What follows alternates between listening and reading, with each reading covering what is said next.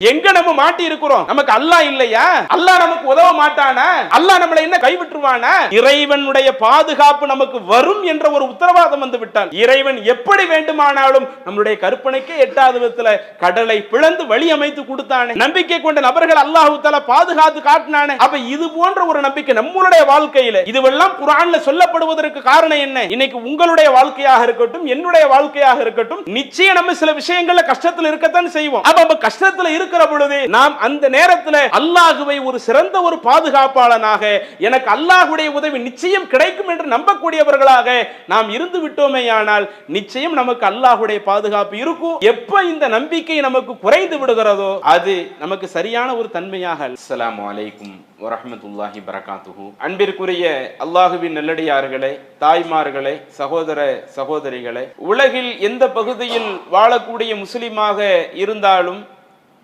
தங்களுடைய வாழ்க்கையிலே ஏக இறைவனாக அல்லாஹ் ஒருவனை மட்டும்தான் ஏற்றிருப்பார்கள். உலகத்தில் எந்த நாட்டிற்கு வேண்டுமானாலும் செல்லுங்கள், எந்த மொழி பேசக்கூடிய மக்களிடத்தில் வேண்டுமானாலும் செல்லுங்கள், அவர்கள் முஸ்லிம்களாக இருப்பார்களேயானால் நிச்சயம் லா இலாஹ இல்லல்லாஹ் முஹம்மது ரசூலுல்லாஹ் என்ற இந்த கொள்கையை ஏற்றவர்களாகத்தான் இருப்பார்கள். வணங்கப்படுவதற்கு தகுதியானவன் இறைவன் ஒருவன் தான் இருக்கிறான். அந்த இறைவனுடைய இடத்துல யாரும் எந்த பொருளும் வர முடியாது என்கிற அந்த ஏகத்துவ கொள்கையை ஏற்றால்தான் நாம் இந்த இஸ்லாமிய மார்க்கத்திலேயே பயணிக்க முடியும். ஆகவேதான் அனைத்து மக்களுமே முஸ்லிம்களாக இருப்பவர்கள் லா இலாஹ இல்லல்லாஹ் என்ற இந்த கொள்கையை நம்முடைய வாழ்க்கையிலே நாம் ஏற்று நடக்கிறோம். இதிலே நாம் கவனிக்க வேண்டிய மிக முக்கியமான செய்தி, இன்றைக்கு மற்ற சமுதாயங்களில் பல தெய்வங்களை எடுத்துக்கொள்ளக்கூடியவர்கள் ஒவ்வொரு வேலைக்காக ஒவ்வொரு தெய்வங்களை அவர்கள் உண்டாக்கி கொள்கிறார்கள். உதாரணத்திற்கு மனிதனை படைக்க வேண்டும் என்றால் அதற்கு ஒரு தெய்வம், மனிதனை காப்பதற்கு, மனிதனை அழிப்பதற்கு, மனிதனுக்கு கல்வி வழங்குவதற்கு, மனிதனுக்கு பொருளாதாரம் வழங்குவதற்கு, இதுவெல்லாம் இந்தந்த கடவுளுடைய வேலை என்று கடவுளுக்குரிய பணிகளை பிரித்து அது கடவுளுடைய இலக்கணத்தையே சிதைக்கக்கூடிய விதமாக அவர்களுடைய செயல்பாடுகள் போய்கொண்டிருக்கிறது. ஆனால் நம்மளுடைய இஸ்லாமிய மார்க்கம் இதை அனைத்தையுமே இல்லாமலாக்கி நீங்கள் எந்த தேவையாக இருந்தாலும் இறைவன் ஒருவனிடத்திலே கேட்கலாம், இறைவன் அனைத்தையும் செய்வதற்கு ஆற்றல் படைத்தவன் என்ற மாதிரியான ஒரு தத்துவத்தை அல்லாஹ் நமக்கு சொல்லி இன்றைக்கு நாம் அந்த கொள்கையை ஏற்றிருக்கிறோம். ஆனால் இன்றைக்கு பல முஸ்லிம்களுடைய வாழ்க்கையை நாம் எடுத்து பார்த்தால் இறைவனுடைய தன்மைகள் என்று ஏராளமான விஷயத்தை அல்லாஹ் குர்ஆனிலே குறிப்பிடுகிறான். அந்த தன்மைகளும் இறைவனுக்கு இருப்பதாக நாம் நம்புகிறோம். ஆனால் அந்த நம்பிக்கை வெறுமன வாயளவில் சொல்லக்கூடிய நம்பிக்கையாக மட்டுமே இருக்குதே ஒழிய நம்முடைய வாழ்க்கையில நடைமுறை சார்ந்த நம்பிக்கையாக சில விஷயங்கள் இருப்பது கிடையாது. உதாரணத்திற்கு நீங்கள் எடுத்து பார்த்தால் குர்ஆன்ல சூரா யூசுப்ல யூசுப் நபியினுடைய தந்தை யாக்கூப் அலைஹிஸ்ஸலாம் அவர்கள் தன்னுடைய பிள்ளைக்கு சொன்ன ஒரு அறிவுரையாக அல்லாஹ் குர்ஆன்ல ஒரு செய்தியை சொல்லுகிறான். ஃபல்லாஹு கைருன் ஹாஃபிலா வஹுவ அர்ஹமுர் ராஹிமீன். யாக்கூப் அலைஹிஸ்ஸலாம் அவர்கள் தன்னுடைய பிள்ளைகளுக்கு அல்லாஹ்வினுடைய தன்மையை பற்றி எடுத்து சொல்லுகிறார்கள். அல்லாஹ் என்பவன் எப்படிப்பட்டவன் தெரியுமா? கைருன் ஹாஃபிலா, பாதுகாப்பதில் அவன்தான் மிக சிறந்தவன். இறைவனுடைய ஒரு தன்மையை சொல்லி, ஹாஃபில் என்பது அல்லாஹ்வுடைய பெயர்கள்ல அல்லாஹ்வுடைய தன்மைகள்ல உள்ள ஒண்ணு, அதை தன்னுடைய பிள்ளைகளுக்கு உணர்த்துகிற பொழுது எப்படி உணர்த்துகிறார்கள்?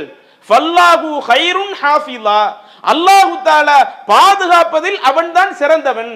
மனிதர்களுக்கு இரக்கம் காட்டுவதில் மிக கடுமையாக இரக்கம் காட்டக்கூடியவனாக இருக்கிறான் என்று யாக்கூப் அலைஹிஸ்ஸலாம் அவர்கள் சொல்வதை அல்லாஹ் எடுத்து காட்டுகிறானே. அப்ப அதுல அல்லாஹ் தன்னுடைய தன்மையாக குர்ஆன்ல குறிப்பிடுவது இறைவனாகிய நான் அனைவரையும் பாதுகாக்கக்கூடியவன் என்று குறிப்பிடுகிறான்.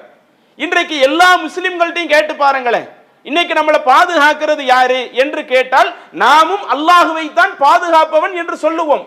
நம்முடைய பாதுகாவலனாக இறைவனை தவிர்த்து அடுத்தவர்களை குறிப்பிட மாட்டோம். நம்மை படைத்த ரப்புல் ஆலமீனை தான் நாம் பாதுகாவலன் என்று சொல்லுவோம். ஆனால் அந்த சொல் என்பது வெறுமன சொல்லளவில் மட்டும்தான் இருக்கிறதா, நம்முடைய வாழ்க்கையிலேயும் நடைமுறைப்படுத்தி காட்டுகிறோமா என்று எடுத்து பார்த்தால் வெறுமன வாயளவுல சொல்லக்கூடிய சொல்லாகத்தான் நிறைய முஸ்லிம்கள்ட்ட அதை பார்க்க முடியுது. இன்றைக்கு நம்முடைய வாழ்க்கையில நாம எவ்வளவோ கஷ்டங்களை சந்திக்கிறோம். கஷ்டம் வராத மனிதர்கள் யாராவது இருக்க முடியுமா? இந்த உலகத்துல யாரை எடுத்துக்கிட்டாலும் எல்லா நபர்களுக்கும் பல்வேறு விதமான கஷ்டங்கள் வரும், பல்வேறு விதமான சிரமங்கள் இருக்கும். கஷ்ட சிரமங்கள் இல்லாம நம்மிலே ஒருவரும் இருக்க முடியாது. வேணா அந்த கஷ்டத்துல வேறுபாடுகள் இருக்கலாம். இன்றைக்கு ஒருவருக்கு உடல் அளவுல கஷ்டப்படுறாருன்னு வைங்க, நான் இப்படி நோயால கடுமையாக அவஸ்தைப்படுறேனே, ரொம்ப சிரமப்பட்டுக்கிட்டு இருக்கிறேனே, எனக்கு அல்லாஹ் இந்த நோயை குணமாக்கலாமே என்கிற ஒரு நம்பிக்கை எல்லா நபர்களுக்கும் இருக்கும். அப்ப அந்த நோய் அளவுல சில நபர்கள் கஷ்டப்படுவார்கள். இன்னும் சிலர்களை எடுத்துக்கிட்டா அவங்க ஆரோக்கியமா இருப்பாங்க. ஆனா உங்க குடும்பத்தில் உள்ளவங்களை எடுத்து பார்த்தா ஒன்னு அவங்களுடைய பிள்ளைங்க ஏதேனும் நோயில சிரமப்படக்கூடியவங்களா இருப்பாங்க, அல்லது அவங்களுடைய மனைவி அவங்களுடைய பெற்றோர்களோ நோயில சிரமப்படக்கூடியவங்களா இருப்பாங்க, அல்லது சில ஆட்கள் நோயளவுல எந்த ஒரு பாதிப்பை அடையாவிட்டாலும் பொருளாதாரத்தில் சிரமப்படக்கூடியவங்களா இருப்பாங்க.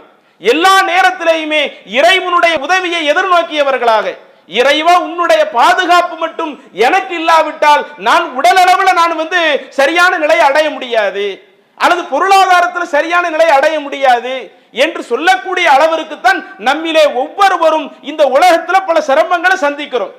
சரி, இப்படி சிரமங்கள் பல நேரங்களில் சந்திக்கிறோம் இல்ல, இப்படி பல நேரங்களில் சிரமங்களை சந்திக்கிற பொழுது அந்த சிரமத்தை நீக்கி நம்மை பாதுகாப்பது படைத்த ரப்புல் ஆலமீன் தான். அந்த இறைவனின் மீது ஆழமாக நம்பிக்கை வைத்தவர்கள் நம்மள எத்தனை பேரு? இன்னும் சொல்ல போன சில நேரங்கள் அந்த இடத்துல தான் நமக்கு இறை நம்பிக்கையே குறைந்து விடுகிறது. சில நபர்களை எல்லாம் பார்க்கிறோம், நல்ல தொழுதுகிட்டு இருப்பாங்க, சில கஷ்டங்கள் தொடர்ச்சியாக வரும் பொழுது நான் எவ்வளவோ அல்லாஹ்ட்ட கையேந்தி பார்க்கிறேன், அல்லாஹு தாலா எனக்கு எந்த ஒரு கஷ்டத்தை நீக்கிற மாதிரி தெரியலையே, அல்லாஹு தாலா எனக்கு ஒரு விடிவு காலத்து ஒரு பாதுகாப்பு தர்ற மாதிரி தெரியலையே, இனிமே நான் எதுக்கு அல்லாஹுவை தொழுகணும் என்று சொல்லக்கூடிய அளவிற்கு நம்முடைய சமூகத்திலேயே சில மக்கள் மாறி போறாங்கன்னா, அப்ப இதுல பிரச்சனை எங்க இருக்குதுன்னா, இறைவன் தான் பாதுகாப்பதில் சிறந்தவன். அதை வெறுமன வாயளவில் மட்டும் சொல்லாமல் அதை நாம் உளப்பூர்வமாக நாம் நம்பி இருக்கிறோமா? இதுதான் இன்றைக்கு நம்மிடத்துல பெரும் பிரச்சனையாக இருக்கிறது. குர்ஆனுடைய செய்திகளை எடுத்து பாருங்கள். அல்லாஹு தஆலா நபிகள் நாயகம் ஸல்லல்லாஹு அலைஹி வஸல்லம் அவர்களுடைய காலத்துல வாழ்ந்த இறைவனுக்கு இணை கற்பிக்கக்கூடிய மக்களை பற்றி அல்லாஹ் பேசுகிறான். இன்னைக்கு நாம இறைவனுக்கு இணை கற்பிக்கிறது இல்லை, நாம இன்னைக்கு முஸ்லிமா தான் இருந்துகிட்டு இருக்கிறோம். ஆனா நம்மிடத்துல இறைவன் தான் பாதுகாக்கக்கூடியவன் என்கிற அந்த நம்பிக்கையில சில மந்த நிலை இருக்குது. ஆனா ரசூலுல்லாஹி ஸல்லல்லாஹு அலைஹி காலத்துல உள்ள இறைவனுக்கு இணை கற்பிக்கக்கூடிய அந்த நபர்களை பற்றி அல்லாஹு தஆலா நபியை வச்சே ஒரு கேள்வி கேட்க சொல்லுகிறான். குல், நபியே நீங்கள் அந்த மக்கள்கிட்ட கேளுங்க, மம்பி எதிகி மலக்கூத்து குள்ளி ஷைஇன், ஒவ்வொரு பொருளினுடைய அதிகாரத்தை தன் கையில் வைத்திருப்பவன் யார் என்று அந்த மக்கள்கிட்ட நீங்க கேளுங்க. வஹுவ யுஜீர், அவன் அனைவரையும் பாதுகாப்பவனாக இருப்பான். வலா யுஜாரு அலைஹி, அந்த இறைவன் அடுத்தவங்க போய் பாதுகாக்கணும் என்கிற ஒரு நிலை இருக்காது. இப்படிப்பட்ட தன்மையுடையவன் யார் என்று கேளுங்கள். அனைத்து பொருட்களுடைய ஆற்றலை தன் கையில் வைத்து அனைவரையும் பாதுகாக்கக்கூடிய, இன்னும் எந்த நபருடைய பாதுகாப்பையும் எதிர்பார்க்காத அந்த நபர் யார் என்று நீங்கள் நபியே அவங்களிடத்துல கேளுங்க. இன் குன்தும் தஅலமுன், நீங்கள் அறிந்தவர்களாக இருந்தால் இதற்கு பதில் சொல்லுங்கன்னு கேட்டு பாருங்க. அப்ப அந்த மக்கள் சொல்லுவார்கள், சயகூலூன லில்லாஹ், நீங்கள் சொல்லக்கூடிய அத்துணை அதிகாரமும் அல்லாஹ்விற்கு தான் இருக்கிறது, அனைத்து ஆற்றலையும் அல்லாஹுதான் தன் கையில் வைத்திருக்கிறான்.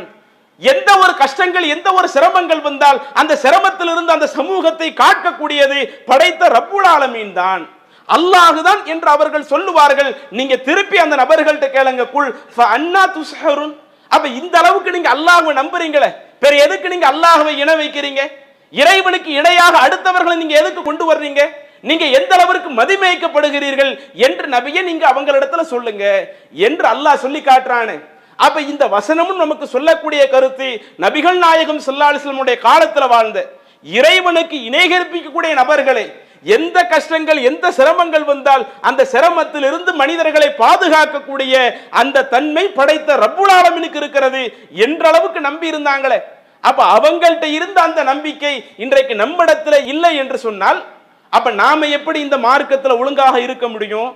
நாம எப்படி அல்லாஹ்வும் முறையாக நம்பின மக்களா இருக்க முடியும்? இதனால தான் ரசூலுல்லாஹி ஸல்லல்லாஹு அவங்க அன்றைய காலத்தில் அந்த இஸ்லாமிய சமுதாயத்தை உருவாக்கும் பொழுதே இதுக்கு ரொம்ப முக்கியத்துவம் கொடுக்கறாங்க. எவ்வளவோ மனிதர்கள் எல்லாம் தேவை உள்ள மக்களா தான் இருப்பாங்க. நம்முடைய தேவையை முழுவதும் பூர்த்தி செய்ய வேண்டும் என்றால், நமக்கு அனைத்து விதத்திலேயும் பாதுகாப்பு தர வேண்டும் என்றால் அல்லாஹ் ஒருவனால் தான் பாதுகாப்பு தர முடியும் என்பதை ரசூலுல்லாஹி ஸல்லல்லாஹு அலைஹி அவர்கள் எந்த அளவுக்கு உணர்த்துறாங்கன்னா, சுனன் திர்மிதி என்ற ஹதீஸ் கிரந்தங்கள்ல பதிவு செய்யப்பட்ட ஒரு நபிமொழி. ஒரு முறை இப்னு அப்பாஸ் ரதியல்லாஹு அன்ஹு அவங்க ரசூலுல்லாஹி ஸல்லல்லாஹு அவர்களுக்கு பின்னால அமர்ந்திருக்கிறாங்க. அதை இப்னு அப்பாஸ் அவங்களே அறிவிக்கிறாங்க. நான் அல்லாஹுவின் தூதர் அவங்களுக்கு பின்னாடி உட்கார்ந்து இருந்தேன். அப்ப அல்லாஹ்வுடைய தூதர் என்னைய கூப்பிட்டாங்க. யா குலாம், சிறுவனே, இன்னி உஅல்லிமுக பி கலிமாத்தி, நான் உனக்கு சில வார்த்தைகளை சொல்லி கொடுக்கிறேன். இந்த வார்த்தைகளை நீ நல்ல நினைவுல வச்சுக்க. இறைவனிடத்துல எப்போதெல்லாம் பிரார்த்தனை செய்வியோ அப்ப இது போன்ற செய்திகளை எல்லாம் கூடுதல் கவனத்துல வச்சுக்க. நான் முக்கியமான சில தகவல்களை உனக்கு சொல்லி தர்றேன். ரசூலுல்லாஹி ஸல்லல்லாஹு யாருக்கு சொல்றாங்க? இப்னு அப்பாஸ் ரொம்ப சின்ன வயது, அல்லாஹுவின் தூதர் உயிரோடு வாழக்கூடிய சந்தர்ப்பத்தில் ரொம்ப ரொம்ப சிறு பையனாக இருக்கக்கூடிய இப்னு அப்பாஸ் அவர்களுக்கு அல்லாஹ்வுடைய தூதர் என்ன சொல்றாங்க? நான் சில வார்த்தைகளை உங்களுக்கு சொல்லி தருவேன், இதை நீங்க நல்ல முறையில கவனிச்சுக்கிடுங்க அப்படின்னு சொல்லிட்டு ஃபர்ஸ்ட் சொல்றாங்க, இஹ்ஃபலில்லாஹ், நீங்கள் அல்லாஹ்வின் விஷயத்துல பேணுதலாக நடந்துக்கிடுங்க. இறைவனுடைய அந்த விஷயங்கள் எதுவாக இருந்தாலும் அதுல பேணுதலா நீங்க நடங்க. அப்படி பேணுதலாக நீங்க நடந்தா யஹ்ஃபலுக, அல்லாஹ்வும் உங்களுடைய விஷயத்துல பேணுதலாவே கரெக்டா இருந்துக்குவான். அடுத்து மீண்டும் சொல்லுகிறார்கள், இஹ்ஃபலில்லாஹ், இறைவனை ஒரு பாதுகாவலனாக எடுத்துக்கொள்ளுங்கள். எனக்கு எந்த கஷ்டம் வருதா, எந்த சிரமம் வருதா, எனக்கு உதவி செய்வதற்கு யார் இல்லாவிட்டாலும் படைத்தவன் இருக்கிறானே, அவன் என்னை விட்டு விட மாட்டான், அவன் என்னை சும்மா அனுப்பிட மாட்டான், நிச்சயம் அவன் என்னை பாதுகாப்பான் என்ற அளவிற்கு நீங்கள் இறைவனை ஒரு பாதுகாப்பாளனாக எடுத்துக்கொள்ளுங்கள். அப்படி இறைவனை நீங்கள் பாதுகாப்பாளனாக எடுத்துக்கொண்டால் தஜிதுஹு துஜாஹக, அந்த இறைவனையே நீங்கள் முன்னாடி காண்பது மாதிரி இருக்கும். அல்லாஹ்வே நமக்கு முன்னாடி நமக்கு உதவி செய்யற மாதிரி, நம்மை பாதுகாக்கிற மாதிரி இருக்கும் என்று அல்லாஹ்வுடைய தூதர் சொல்லிவிட்டு மீண்டும் சொல்லுகிறார்கள், இதா சஅல்த, நீங்கள் ஏதேனும் ஒன்றை கேட்பதாக இருந்தால் ஃபஸ்அலில்லாஹ், அல்லாஹ்விடத்திலேயே அந்த கோரிக்கையை கேளுங்க. வ இதஸ்தஅன்த, நீங்கள் ஏதேனும் ஒன்றிலே உதவி தேடுவதாக இருந்தால் ஃபஸ்தஇன் பில்லாஹ், அல்லாஹ்வை கொண்டே உதவி தேடுங்க இப்படின்னு சொல்லிட்டு அடுத்து இன்னும் ரசூலுல்லாஹி ஸல்லல்லாஹு அவர்கள் ஒரு சின்ன பிள்ளையாக இருந்தாலும் அவங்களுக்கு எந்த அளவிற்கு ரசூலுல்லாஹி ஸல்லல்லாஹு இந்த தன்மையை விதைக்கிறாங்க பாருங்க.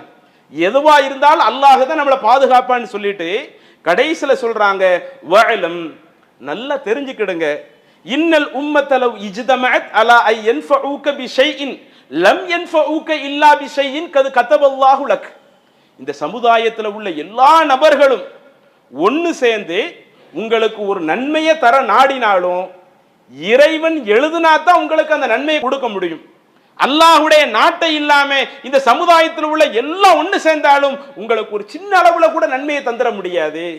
மீண்டும் அதுல தொடர்ச்சியாக சொல்லுகிறார்கள், வலவ் இஜ்தமஅத் அலா ஐ யதுர்ருக பிஷைஇன் லம் யதுர்ருக இல்லா பிஷைஇன் கத் கதபல்லாஹு லக, அதேபோல் இந்த சமுதாயம் அனைவரும் ஒன்று சேர்ந்து உங்களுக்கு ஏதேனும் தீங்களிக்க நினைத்தாலும் அவர்களால் ஒரு காலம் தீங்களிக்க விட முடியாது. அல்லாஹ் எதை எழுதி இருக்கிறானோ, அல்லாஹ் எழுதி இருந்தால் இவங்களால் அந்த தீங்கை கொண்டு வர முடியும். அல்லாஹ்வுடைய நாட்டம் இல்லாமல் இந்த சமுதாயம் எல்லாம் ஒன்று சேர்ந்தாலும் உங்களுக்கு ஒரு நன்மையும் கொண்டு வந்துட முடியாது, ஒரு கெடுதலையும் கொண்டு வந்துட முடியாது. அப்ப அனைத்தையுமே அல்லாஹ் தன்னுடைய கையில் வைத்திருக்கும் பொழுது உங்களுக்கு என்ன சிரமம், என்ன நெருக்கடியை நீங்கள் சந்தித்தாலும் அந்த அல்லாஹ்வின் மீது வைக்கக்கூடிய அந்த நம்பிக்கையில தளர்ந்துடாதீங்க. நமக்கு எவ்வளவு கஷ்டம் இருந்தாலும் நிச்சயம் அல்லாஹ் நம்மளை காப்பாத்திடுவான், அல்லாஹ் நம்மளை கைவிட்ட மாட்டான் என்கிற அந்த நம்பிக்கையில நீங்கள் உறுதியாக இருந்து கொள்ளுங்கள் என்று அல்லாஹ்வுடைய தூதர் சிறுவராக இருந்த இப்னு அப்பாஸ் ரலியல்லாஹு அன்ஹு அவர்களுக்கு உணர்த்துகிறார்களே. அப்ப இந்த நபிமொழிகள் எல்லாம் நமக்கு தர வேண்டிய பாடம் என்ன? இன்னைக்கு எவ்வளவோ கஷ்டங்களை சிரமங்களை சந்தித்து விட்டு எனக்கு அல்லாஹ் உதவ மாட்டானா என்று இப்படி நாம நம்புறோமே, இப்படி சில நேரங்கள் அல்லாஹ்வின் விஷயத்துல நாம நிராசை அடையக்கூடிய நிலைக்கு போறோமே, அப்படி நிராசை அடைவதை தவிர்த்து விட்டு எனக்கு என்ன சிரமம் வந்தாலும் அல்லாஹ்வுடைய உதவி நிச்சயம் இருக்கும், அல்லாஹ் என்னை நிச்சயம் பாதுகாப்பான் என்று நாம் நம்பி நாம் இறைவனிடத்தில் உதவி தேடினோமேயானால் அல்லாஹ் எந்த வழிகளிலேயும் பாதுகாத்துருவான். இன்னும் நீங்க குர்ஆனை எடுத்து பாருங்க, கடந்த காலத்தில் வாழ்ந்த பல நபிமார்களுடைய வரலாறை அல்லாஹ் குர்ஆன்ல குறிப்பிடுகிறான். அந்த வரலாறுகள் நமக்கு சொல்லக்கூடிய பாடம் என்ன, அந்த வரலாற்றிலிருந்து நாம பெறக்கூடிய படிப்பினை என்ன என்று எடுத்து பார்த்தால் மனிதர்களுடைய கற்பனைக்கே எட்டாத விதத்தில் இறைவன் எப்படி வேண்டுமானாலும் இறைவன் பாதுகாக்க நினைத்தால் கரெக்டாக பாதுகாத்துருவான் என்பதற்கு நிறைய செய்திகள் இருக்கிறது. உதாரணத்திற்கு இப்ராஹிம் அலைஹிஸ்ஸலாம் அவர்களை எடுத்துக்கொள்ளுங்கள். நாம் அதிகமாக கேள்விப்படக்கூடிய ஒரு இறை தூதர்களில் ஒருவர் இப்ராஹிம் அலைஹிஸ்ஸலாம். அவங்க ஏகத்துவ கொள்கையை உறுதியாக மக்களுக்கு எடுத்து சொல்வதில் ஒரு முன்னோடியாக இருந்தவங்க. தனி நபராக இருந்தாலும் ஒரு சமுதாயம் பிரச்சாரம் செய்தால் எந்த அளவிற்கு அந்த பிரச்சார களத்தை கொண்டு செல்லுவார்களோ அந்த அளவிற்கு தனி நபராக இருந்து பிரச்சாரத்தை கொண்டு போனவங்க. அவங்க தன்னுடைய சமுதாயத்திடத்துல மார்க்கத்தை எடுத்து சொல்லுகிறார்கள். குறிப்பா தன்னுடைய தந்தையின் இடத்துல மார்க்கத்தை எடுத்து சொல்றாங்க. தன்னுடைய தந்தையை பார்த்து கேட்கிறாங்க, யா அபதி லிம தஅபுது மாலா யஸ்மஉ வலா யுப்சிரு வலா யுக்னி அன்க ஷைஆ. என்னுடைய தந்தையே, எதுக்கு நீங்க எதையுமே கேட்காத, எதையுமே பார்க்காத, உங்களுக்கு எந்த உதவியும் செய்யாத ஒன்றை எதற்காக நீங்கள் வணங்குகிறீங்க? நீங்கள் வணங்குவதாக இருந்தால் உங்களை பார்க்கக்கூடியதாக இருக்கணும், உங்களை நீங்க பேசக்கூடியதை கேட்கக்கூடியதாக இருக்கணும், உங்களுக்கு உதவி செய்யக்கூடியதாக இருக்கணும். எதுக்கு இதெல்லாம் வணங்குறீங்க என்று தன்னுடைய தந்தையின் இடத்துல பிரச்சாரம் செய்கிறார். தந்தை இடத்திலிருந்து எதிர்ப்பு வருது. எப்படி எதிர்ப்பு வருகிறது? தந்தை தன்னுடைய மகனை பார்த்து சொல்லுகிறார். இப்ராஹிம் அலைஹிஸ்ஸலாம் அவர்களை பார்த்து அவர்களது தந்தை பேசுகிறார், ராகிபுன் அன்த அன் ஆலிஹத்தியா இப்ராஹிம்.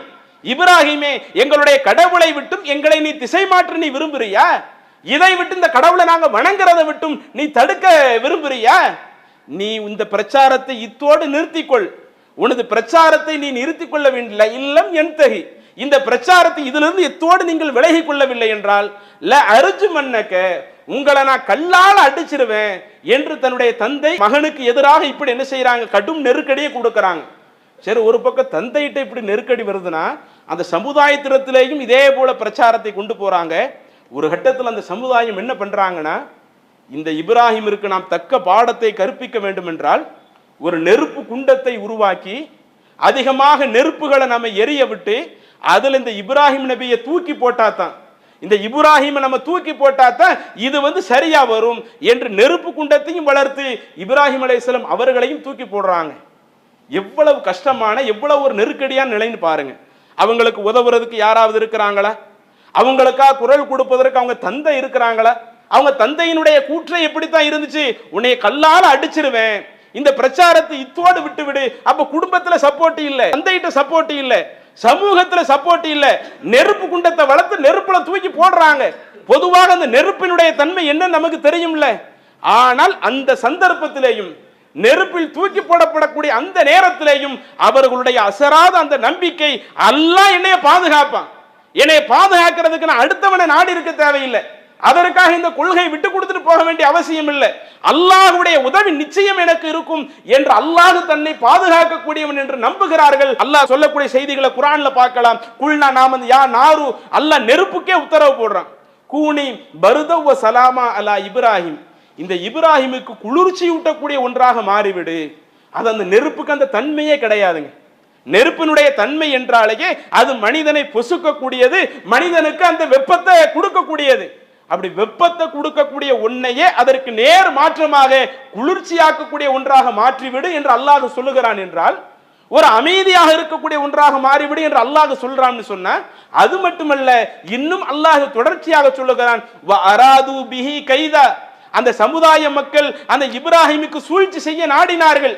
எப்படியாவது சூழ்ச்சி பண்ணி இத்தோடு அவரை நம்ம என்ன செஞ்சு அழிச்சிடணும் என்று அவங்க ஒரு தப்பு கணக்கு போட்டாங்க. ஃபஜஅல்நாஹுமுல் அக்ஸரீன், அந்த சமுதாயத்தை தான் நாம் நஷ்டமடைந்தவர்களாக ஆக்கிவிட்டோம். அப்ப இந்த செய்தி நமக்கு சொல்லக்கூடிய பாடம் என்ன? எந்த நபர் உதவிக்கு இல்லாவிட்டாலும் இறைவன் நினைத்தால் நம்முடைய கற்பனைக்கே எட்டாத ஒன்று நெருப்பு குளிர்ச்சியாகும் என்று யாராவது சொல்லுவாங்களா? எந்த மனிதனுடைய சிந்தனைக்கும் எட்டாத விதத்துல அல்லாஹ் தன்னுடைய பாதுகாப்பு வழங்கினானா இல்லையா? அதே போல கடந்த காலத்தில் வாழ்ந்த நபிமார்கள்ல மூசா அலைஹிஸ்ஸலாம் அவர்களை எடுத்துக்கொள்ளுங்கள். மூசா அலைஹிஸ்ஸலாம் அவர்கள் சிறு பிராயத்தில் இருக்கும் பொழுதே பனு இஸ்ரவேல் சமுதாயத்துல தான் மூசா அலைஹிஸ்ஸலாம் அவங்க பிறக்கிறாங்க. அப்படி பனு இஸ்ரவேல் சமூகத்தில் இருக்கக்கூடிய அந்த மூசா அலைஹிஸ்ஸலாம் அவங்கள ஃபிரௌனுடைய படைப்பட்டாளவங்களும் அவங்க பிறந்த அந்த ஆரம்ப கட்டத்திலேயே தனக்கு எதிராக யாரும் வந்து விடக்கூடாது என்று சொல்லி அந்த பனு இஸ்ரவேல் சமுதாயத்தில் உள்ள குழந்தை என்று கூட பார்க்காம ஆண் குழந்தைகளை எல்லாம் கொடூரமாக கொல்லக்கூடிய ஒரு நிலையை ஃபிரௌன் என்கிற ஒரு கொடிய ஆட்சியாளன் செய்கிறான். அல்லாஹ் குர்ஆன்ல அதை பத்தி பேசுறான். மூசா அலைஹிஸ்ஸலாம் உங்களுடைய தாயாருக்கு குழந்தை பிறக்கிறது. அப்ப உங்களுடைய தாயார் கஷ்டப்படுறாங்க. இப்படி ஃபிரௌன் எல்லா ஆண் பிள்ளைகளையும் கொன்றுகிட்டு இருக்கிறான். நமக்கும் ஒரு ஆண் குழந்தை தான் பிறந்திருக்குது, நம்ம பிள்ளையவும் ஃபிரௌன் கொன்றுவான் போல என்று எண்ணி அதை நினைத்து அவர்கள் வருத்தப்பட்டு கொண்டிருக்கிறார்கள்.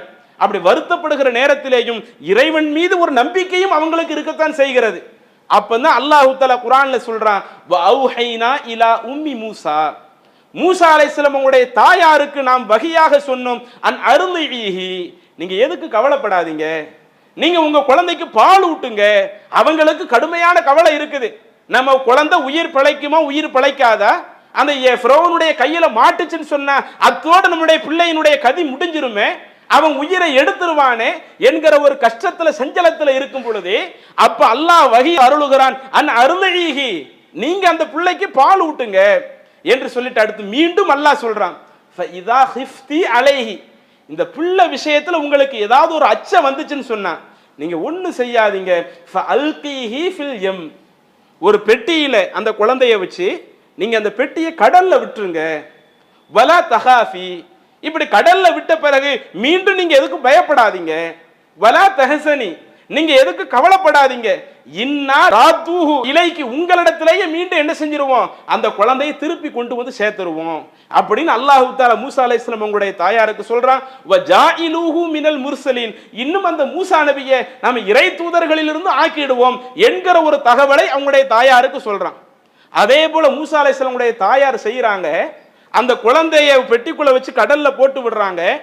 எந்த ஃபிரௌன் ஆண் குழந்தைகளை கொலை, எந்த சமுதாயத்தில் உள்ள ஆண் குழந்தையை கொலை செய்யக்கூடியவனாக ஃபிரௌன் இருந்தானோ அந்த சமுதாயத்தில் உள்ள அந்த சிறுவனையே ஃபிரௌன் எடுத்து வளர்க்கிறான். இது தனக்கு பின்னாடி எதிரியாக வருவாரே என்று ஃபிரௌனுக்கு தெரியல. ஆனால் யார் எதிரியாக இருந்தானோ அந்த எதிரியினுடைய வீட்டிலேயே அல்லாஹ் தஆலா வளர செய்து அடுத்து அவங்களுடைய தாயாரிடத்தில் அல்லாஹ் ஒப்படைக்கிறானே. அப்ப அவங்களுடைய அந்த அசராத நம்பிக்கையை பாருங்க. அல்லாஹ் தான் பாதுகாக்கக்கூடியவன். இதை நம்ம கற்பனையில நினைச்சு பார்க்க முடியுமா?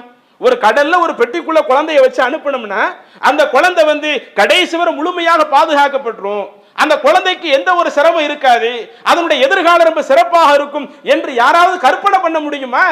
ஆனால் நாம் கற்பனை பண்ண முடியாத விதத்துல இறைவனுடைய உதவி வருகிறதா இல்லையா? அப்ப இதற்கெல்லாம் காரணம் என்னன்னா, நாம எந்த சந்தர்ப்பங்கள்ல இறைவன் நம்மை முழுமையாக பாதுகாப்பான் என்கிற நம்முடைய நம்பிக்கை அதிகமாக இருக்கிறதோ அதற்கேற்ப அல்லாஹ்வுடைய பாதுகாப்பும் நமக்கு கிடைக்கும்.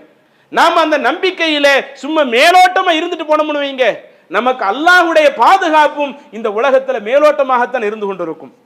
அதே மாதிரி இதே மூசா அலைஹிஸ்ஸலாம் அவர்கள் பின்னாடி அவர்கள் இளைஞராகிறாங்க, திருமணம் முடிக்கிறாங்க, இறைவனுடைய தூதராக தேர்வு செய்யப்படுறாங்க. திரும்ப அல்லாஹ் தஆலா ஃபிரௌன் இடத்துல போய் மார்க்கத்தை பிரச்சாரம் பண்ண சொல்றான். ஃபிரௌன் இடத்துல நேரடியாக அவங்க போய் மார்க்கத்தை எடுத்து சொல்றாங்க. இந்த சம்பவங்கள்லாம் குர்ஆன்ல பல இடங்கள்ல வருது. அதுல ஒரு கட்டத்துல கடைசியாக ஃபிரௌனும் ஃபிரௌனுடைய படைபட்டாளங்களும் என்ன முடிவுக்கு வந்துடுறாங்கன்னா, இத்தோடு நம்ம அந்த மூசாவை விட்டு வச்சிடக்கூடாது, அவங்களை ஏத்துக்கிட்ட அந்த நம்பிக்கை கொண்ட மக்களையும் இனிமே இந்த உலகத்துல விட்டு வச்சிடக்கூடாது, எப்படியாவது அவங்களை நாம தீர்த்து கட்டிடணும் என்று சொல்லி படையை திரட்டி அந்த இஸ்லாமிய சமூகத்தை நோக்கி விரட்டி செல்லுகிறார்கள். அந்த சமுதாயம் இவங்கள்ட்ட இருந்து எப்படியாவது தப்பிச்சிருன்னு சொல்லி மூசா அலைஹிஸ்ஸலாம் அவர்களும் இதர நம்பிக்கை கொண்ட மக்களும் இந்த ஃபிரௌனிடத்திலிருந்தும் ஃபிரௌனுடைய படைப்பட்டாளத்திலிருந்தும் தப்பிப்பதற்காக எவ்வளவோ போறாங்க. கடைசி ஒரு கட்டத்தில் தப்பிக்கவே முடியாத அளவிற்கு முன்னாடி கடல், சுத்தி ஃபிரௌனுடைய படைப்பட்டாளம். கொஞ்சம் யோசிச்சு பாருங்க, இந்த நேரத்திலேயும் ஒரு மனிதனுடைய நிலை எப்படி இருக்கும்? இன்னும் மூசா அலைஹிஸ்ஸலாம் அவங்க கூட்டத்தில் உள்ள அந்த மக்களுடைய நிலையில சில ஆட்களுடைய தன்மைகளும் மாறுகிறது. அல்லாஹ் குர்ஆன்ல சொல்லுகிறான், ஃபலம்மா தரல் ஜம்ஆன், அந்த இரண்டு கூட்டங்களும் ஒருவருக்கொருவர் சந்தித்த பொழுது கால அஸ்ஹாபு மூசா, அந்த மூசா அலைஹிஸ்ஸலாம் உடைய கூட்டத்தில் உள்ள சில தோழர்கள் சொன்னார்கள், இன்னால முத்ரகூன், நம்ம கடுமையா மாட்டிக்கிட்டோமே, இனிமே தப்பிக்கிறதுக்கு வழியே இல்லையே என்று அவர்கள் சொல்லிக் கொண்டிருக்கிறார்கள். அப்ப தன்னுடைய சமூகத்தை, தன்னுடைய கொள்கையை ஏற்றுக்கொண்ட சில மக்களிடத்திலேயும் இனிமே நமக்கு தப்பிப்பதற்கு வழி இல்லை என்ற அளவிற்கு ஒரு கடுமையான நெருக்கடியான நிலை வந்த பொழுதும் அப்ப மூசா நபி வாயிலிருந்து வந்த ஒரு வார்த்தை, அவங்க தன்னுடைய சமுதாயத்தை பண்படுத்துகிறார்கள், பக்குவப்படுத்துகிறார்கள். அதை அல்லாஹ் சொல்லுகிறான், கால கல்லா, அப்படி கிடையாது. எங்க நம்ம மாட்டி இருக்கிறோம்? நமக்கு அல்லாஹ் இல்லையா? அல்லாஹ் நமக்கு உதவ மாட்டானா? அல்லாஹ் நம்மளை என்ன கைவிட்டுருவானா? கால கல்லா, அவ்வாறு இல்ல, இன்ன மஇ ரப்பி, என்னோட என்னுடைய இறைவன் இருக்கிறான், சயஹ்தீன், அந்த இறைவன் நிச்சயம் எனக்கு ஒரு விடிவு காலத்தை காட்டுவான், எனக்கு வழி காட்டுவான். நான் இவங்களிடத்துல அகப்பட மாட்டேன், நிச்சயம் எனக்கு அல்லாஹ்வுடைய உதவியும் பாதுகாப்பும் இருக்கும் என்று அல்லாஹ்வின் மீது தன்னுடைய நம்பிக்கையை ஆழமாக வைக்கிறார்கள். அல்லாஹ் வழிகாட்டுவான், இறைவனுடைய உதவி நிச்சயம் தனக்கு கிடைக்கும் என்று அவர்கள் நம்புகிறார்கள். அதே போல அதற்கு அடுத்து அல்லாஹ் தொடர்ச்சியாக பேசுகிறான். மூசா அலைஹிஸ்ஸலாம் அவர்களுக்கு வஹி அறிவித்தோம், நீங்க அந்த கடலை என்ன செய்யுங்க, உங்களுடைய கைத்தடியினால அந்த கடலை அடியுங்கன்னு சொன்னோம். அவங்க கடலை அடிக்கிறாங்க, கடல் இரண்டாக பிளக்குது. அப்படியே நம்பிக்கை கொண்ட நபர்கள் தப்பிச்சு போறாங்க. பின்னாடியே துரத்தி வந்த மக்களை மீண்டும் அந்த கடல் மூழ்கடிக்க செஞ்சது. குர்ஆன்ல பார்க்கறமா இல்லையா? இறைவன் பாதுகாக்க நினைத்து விட்டால் இது மனிதனுடைய கற்பனைக்கு எட்டக்கூடிய ஒண்ணா? கடல் கடுமையாக அலை அடிச்சுக்கிட்டு இருக்குது. இங்க இருந்து அந்த பக்கம் போகணும்னா கப்பல்ல மட்டும்தான் போக முடியும். கப்பலை தாண்டி அதை கடந்து செல்வதற்கு வழியே இல்லை என்ற ஒரு நிலை வந்தாலும் இறைவனுடைய பாதுகாப்பு நமக்கு வரும் என்ற ஒரு உத்தரவாதம் வந்து விட்டால் இறைவன் எப்படி வேண்டுமானாலும் நம்முடைய கற்பனைக்கே எட்டாத விதத்துல கடலை பிளந்து வழி அமைத்து கொடுத்தானே. நம்பிக்கை கொண்ட நபர்கள் அல்லாஹ் தஆலா பாதுகாத்து காட்டினானே. அப்ப இது போன்ற ஒரு நம்பிக்கை நம்மளுடைய வாழ்க்கையில இதுவெல்லாம் குர்ஆன்ல சொல்லப்படுவதற்கு காரணம் என்ன? இன்னைக்கு உங்களுடைய வாழ்க்கையாக இருக்கட்டும், என்னுடைய வாழ்க்கையாக இருக்கட்டும், நிச்சயம் நம்ம சில விஷயங்கள்ல கஷ்டத்தில் இருக்கத்தான் செய்வோம். அப்ப கஷ்டத்துல இருக்கிற பொழுது நாம் அந்த நேரத்தில் அல்லாஹுவை ஒரு சிறந்த ஒரு பாதுகாப்பாளனாக, எனக்கு அல்லாஹுடைய உதவி நிச்சயம் கிடைக்கும் என்று நம்பக்கூடியவர்களாக நாம் இருந்து விட்டோமேயானால் நிச்சயம் நமக்கு அல்லாஹுடைய பாதுகாப்பு இருக்கும். எப்ப இந்த நம்பிக்கை நமக்கு குறைந்து விடுகிறதோ அது நமக்கு சரியான ஒரு தன்மையாக, அல்லாஹ்வை பத்தி நம்ப வேண்டிய விஷயத்திலேயே நாம் முறையாக நம்பாவிட்டால் சும்மா மேலோட்டமா மந்திர வார்த்தையா படிச்சுட்டு போயிடக்கூடாது. இறைவன் தான் பாதுகாப்பவன் என்கிற இந்த தகவலை வெறுமனே உள்ளத்தளவுல நம்பாம வாயளவுல சொல்லிவிட்டு சென்றால் அது நம்மளுடைய நம்பிக்கை ஆழமான நம்பிக்கையாக இருக்காது. இன்னும் சொல்ல போன அன்றைய காலத்துல வாழ்ந்த அந்த மக்கத்து முஷ்ரிக்கீன்கள் அவங்களுடைய நம்பிக்கையை விட கொஞ்சம் கீழே தான் நம்ம இறங்கி போய் நிற்கிறோம். ஏன்னா அவங்களே அல்லாஹ்வை இந்த அளவுக்கு நம்பினாங்க. இறைவன் தான் அனைத்திலிருந்து பாதுகாக்கக்கூடியவன். ஆனா அவங்க அல்லாஹ்வுக்கு இணை வைக்கக்கூடிய அந்த கெட்டத்தன்மை அவங்கள்ட்ட இருந்துச்சு. அப்ப அந்த மாதிரியான ஒரு நிலைக்கு நமக்கு வந்துடக்கூடாது. அதனால தான் அல்லாஹ்வுடைய தூதர் நாம் இறைவனை ஆழமான முறையில இறைவன் தான் என்னை பாதுகாக்கக்கூடியவன் என்று நம்ப வேண்டும் என்று நமக்கு பல செய்திகள் மூலமா எடுத்து சொல்றாங்க. இதையெல்லாம் நம்மளுடைய வாழ்க்கையில முறையாக புரிந்து நம்ம எந்த கஷ்டம் வந்தாலும் அந்த கஷ்டத்தின் பொழுது முழுக்க முழுக்க அல்லாஹ்விடத்துல உதவி தேடக்கூடியவனாக இறைவன் நிச்சயம் நம்மை பாதுகாப்பான் என்ற நம்பிக்கை வைத்து நாம நம்மளுடைய வாழ்க்கையை கொண்டு செல்வோம். இறைவனுடைய பாதுகாப்பின் கீழ் இந்த உலகத்தில் வாழக்கூடிய நன்மக்களாக அல்லாஹ் நம் அனைவரையும் ஆக்குவானாக என கூறி நிறைவு செய்கிறேன். அஸ்ஸலாமு அலைக்கும் வரஹ்மத்துல்லாஹி. இஸ்லாம் மற்றும் சமுதாய செய்திகளை அறிந்து கொள்ள தமிழ்நாடு தௌஹீத் ஜமாஅத் யூடியூப் பக்கத்தை உடனடியாக சப்ஸ்கிரைப் செய்து கொள்ளுங்கள். மேலும் பெல் பட்டனையும் கிளிக் செய்து கொள்ளுங்கள்.